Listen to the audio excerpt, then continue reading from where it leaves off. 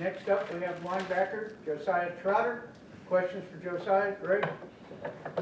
So Josiah, defenses has had some better moments lately. Can you explain why? What are you guys doing better now than maybe you weren't earlier in the year? Just coming together, just making, the game plan more simpler. Guys could really just play fast. And just really just getting a better job of just communicating, getting some of those busts out of there, and just those easy plays that some of the times offense can get, but just, getting a better job communicating across the board. You feel like you've gotten better, individually as well? Yeah. Over the season, a lot of stuff to continue to get better at and work on. A lot of things, of course, clean up. Never play a perfect game, but still a lot of things I want to continue to get better at and work on throughout the week. Did you watch the Eagles last night?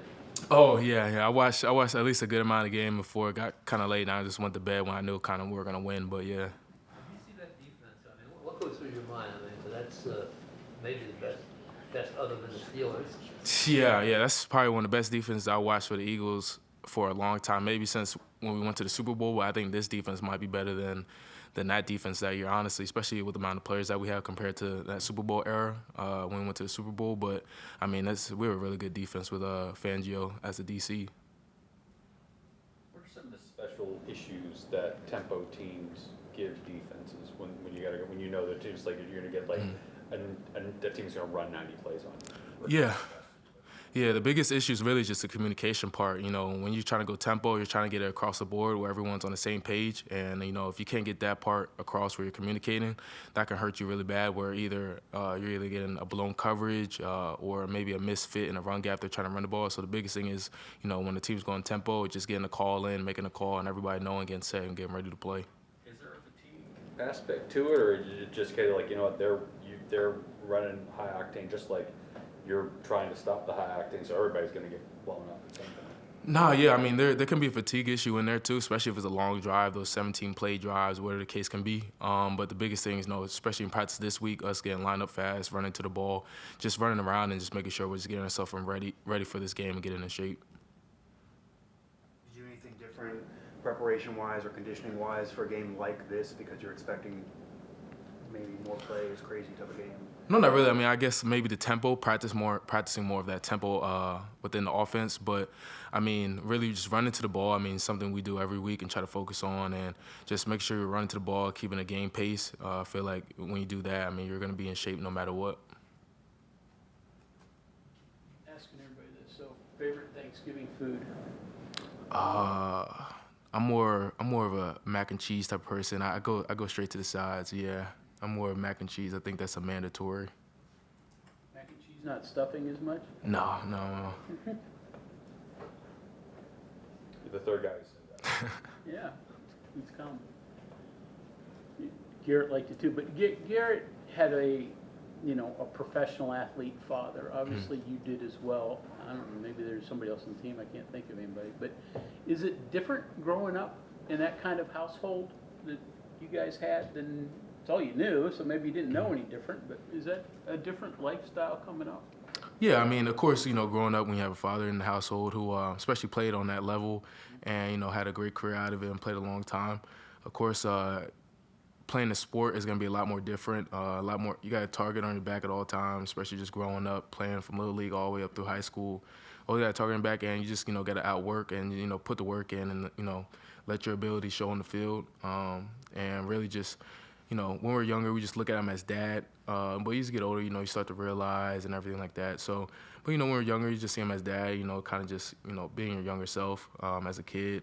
But, as you grow older, you start to realize, and it's great to be able to have that, have that father figure in life, especially too that played in the NFL, to be able to give you key points, how to watch film, how to just prepare, and how to just carry yourself as an athlete, as a man, and then especially just as a football player. Did you go to him? I know you do regularly, but did you go to him for advice in particular this year? The defense obviously was under a microscope. There were some ups and downs, defensive coordinator change, things like that. Did he say anything to you that stood out? Anything that you want to share about that tutelage throughout a roller coaster year as a team? Nah. I mean, when we talk, we just really just talk about ball and everything like that. I mean, he'll just give me key points and stuff to help me apart for my game and everything like that. Things I need to continue to work on and get better at and just focus on throughout the week. But everything with that part, he just leaves that to the coaches and everything like that. Growing up, the lot of kids when their dad's trying to tell them what they got to do, kind of roll their eyes like, okay, Dad, you can't really roll your eyes at Dad when he's trying to. What was that like? Just knowing that okay, he's going to give me some pointers and he's pretty good. So there's no like eye rolling. It's like, oh, I'm going to listen to everything he's got to say. Yeah. I mean, even with me, all my siblings, I know, kind of sometimes you just see him as dad, and sometimes it can get repetitive, and it's like, oh man, like same thing, But you get to a point, especially where I'm at, where, he's seen it all, done it all. I mean, of course, the game has changed from when he's played, so there's some things that he's learning now within like certain schemes of offense now. But I mean, as far as playing the run and a lot of that part, I mean.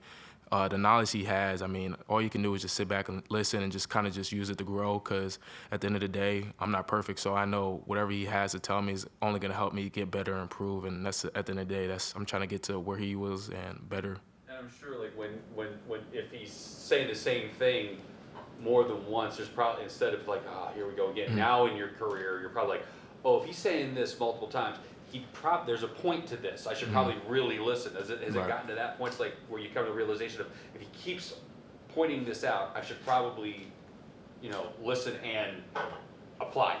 Yeah, especially like when it maybe might come to like a technique, something as far as like technique or a technique issue or something like that. But yeah, it gets to a point where it's like, gotta really, listen, and just over these past fall camp and spring ball just really helping me, and throughout this season just kind of just helping me, and especially with the little stuff. Texas tempo on offense, is it different than the other high-tempo teams you all have faced this year? Say that again? Texas Tech's tempo on offense, is it different than the other high-tempo teams you all have played? I would say so. Like a couple years back, we went to Texas Tech, and even last year, they were really high tempo. Of course, I didn't play against those teams, but listen to a lot of players, their tempo was a lot different from a lot of teams that we're going to play. So I couldn't really tell you exactly how it was going to be, just because I didn't play them yet, since I wasn't really here or playing last year. But talking to a lot of guys and coaches, the tempo that they bring is going to be a lot faster than what we're compared to. So I would say yeah. After last year, what was this year like for you to get back into it, and I mean, did you have some doubts, and you had to feel like you got out of jail? Say it again? After last year, this year had to feel like getting out of jail and getting back on the field and mixing it up. What did it mean to you? Yeah, it meant a lot, especially missing the whole year last year and everything that happened last year. But it was great, to finally like get out there and finally play my first college game, make my first tackle and everything. And just as the season goes along, and at the same time, my body's getting used to it, because being a year off of football and then just kind of lifting, your body's not used to hitting and running around a lot of that, especially now we're 10, 11 weeks in. But getting used to that. But I'm just happy and blessed just to be out there, be healthy right now. Was it all what you expected, or were you surprised at all by anything? It's obviously it's one thing to watch it on film, it's another thing to go out there and do it. Yeah, I think it was all what I kind of expected to be. You just kind of just focus on, your 111th and what you have to do. And yeah, it was really just all I expected kind of to be. Okay, thank you very much.